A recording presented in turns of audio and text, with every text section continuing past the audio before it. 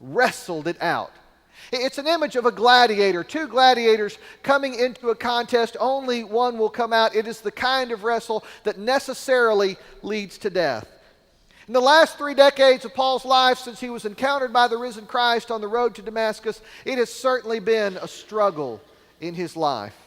He began his ministry as a persecutor of the church. He has taken his ministry to be one of taking the gospel to places where it had never been before, often where it was not wanted. When he was writing the Corinthian church in chapter 11, he gets autobiographical for a minute and describes his life. He says, 5 times I have received from the Jews the 40 lashes minus 1. The 40 lashes minus 1. That's a very specific punishment. In Jewish life at that time, if you came into the synagogue and you preached heresy, in Paul's case that meant you preached Jesus, then somebody could charge you with heresy, and then you had a choice. You could walk away, never to come back. Safely walk away.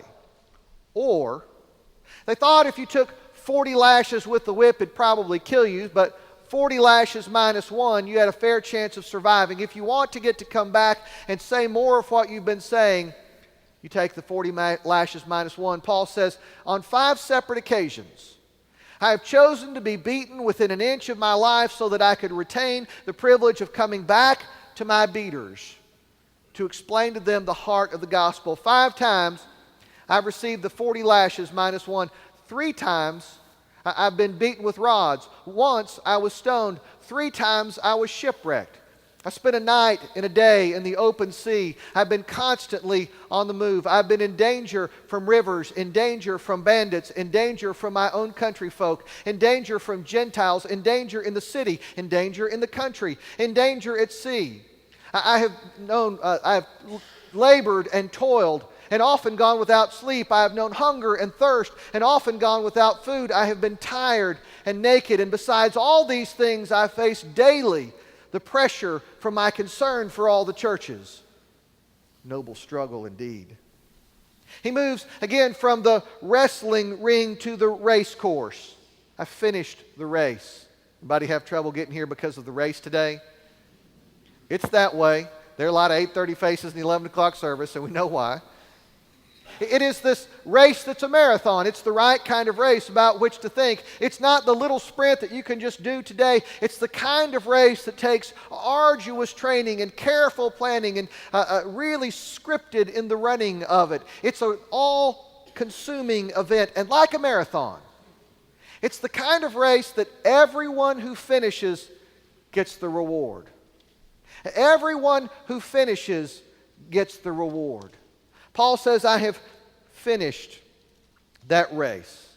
This is not Paul telling us that he's not Paul bragging on himself. What he's saying here is, I feel a kind of joy that by the grace of God, I have stayed on track and on pace and carried the way through. I feel the kind of pleasure that comes from knowing I have run the course that is appointed for me. The grace that God enabled me to live through the struggle. And no sooner as he said he's finished the race than we find him on the victor's podium receiving, he says, the crown of righteousness, literally in Greek, the wreath of righteousness, those olive leaves that they give to Olympic champions. That word in Greek is Stephanos, the wreath of righteousness. He stayed on track. He's gone where he's supposed to go. He's outpaced the competition. In chapter 2, Paul says it's only the athletes who follow the rules who get the reward. And now he says he's that kind of person. In other places, he'll compare every other treasure in life to the crown of righteousness and say they're nothing, they're rubbish, they're skubala, they're not even to be considered next to this. All of the discipline and the sacrifice and the pain have culminated in an achievement that made it all more than worthwhile. Finally, Paul takes us to a courtroom. The Lord, the righteous judge. Paul's been on trial any number of times in the course of his ministry. He's told the story of the trial of Jesus any number of times in the course of his ministry. Paul knows only too well the kind of judges who are not righteous, because there was no such thing as fair courts in that world. The plaintiffs always won in the first century world, because in the first century world, courts were places where powerful people took less powerful people. The plaintiff always won because if you have less power, you don't press the case. The powerful people are always won. Paul knows what it's like to be in a kangaroo court, but he also knows a secret.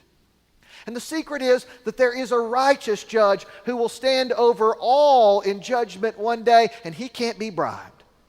And he doesn't care about the power of any potentate. He doesn't care about the status of any person. This is a righteous judge who will award this gift to all those who have waited for the coming of King Jesus.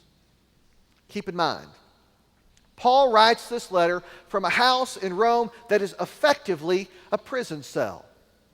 From a worldly point of view, he's not in line for the crown.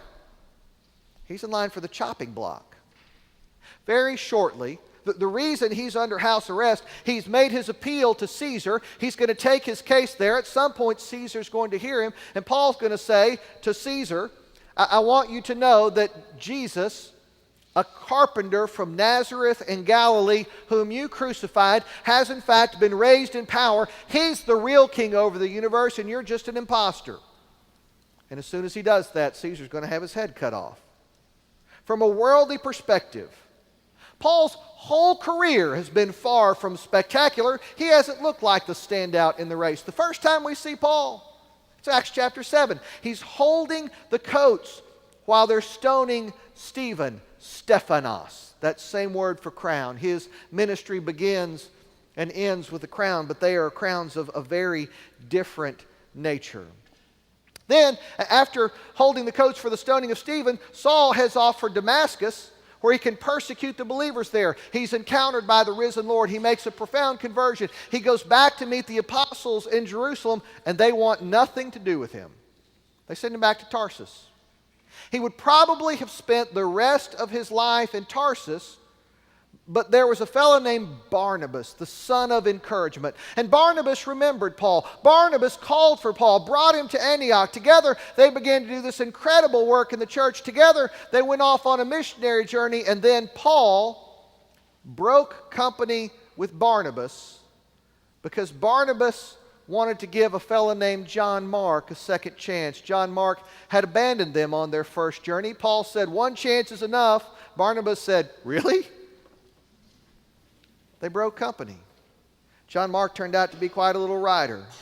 During that first missionary journey, Paul himself had had severe headaches, had had a kind of illness that made them cause to change their plans. When they were in Thessalonica, his teaching started a riot, and he had to sneak out of town at night. The Jews became so hostile toward him in Corinth that he had to stop teaching in the synagogues, and the Corinthians would later write back to Paul and tell him he was a lousy speaker and an angry writer. His teaching started a riot in Ephesus. And while he was preaching in Ephesus, there was a fellow named Eutychus, and Eutychus was sitting in a windowsill listening to Paul preach, and he fell asleep and fell out of the window and died. He got better. In Damascus, they had to lower Paul down out of the city wall in a basket at night so he could escape from persecution. I'm just saying, if you're keeping score in how Paul's doing, they're not sending out the welcome mat every place he goes. This is not the carefree life of the victorious apostle. Paul will write of his own life in Acts chapter 20. I only know that in every city, the Holy Spirit tells me that prison and persecution await, but my life means nothing to me. If only I could finish the race and complete the task which was appointed to me by the Lord Christ, the task of proclaiming the gospel of God's grace. And now he's writing to Timothy, and it is the end of the race.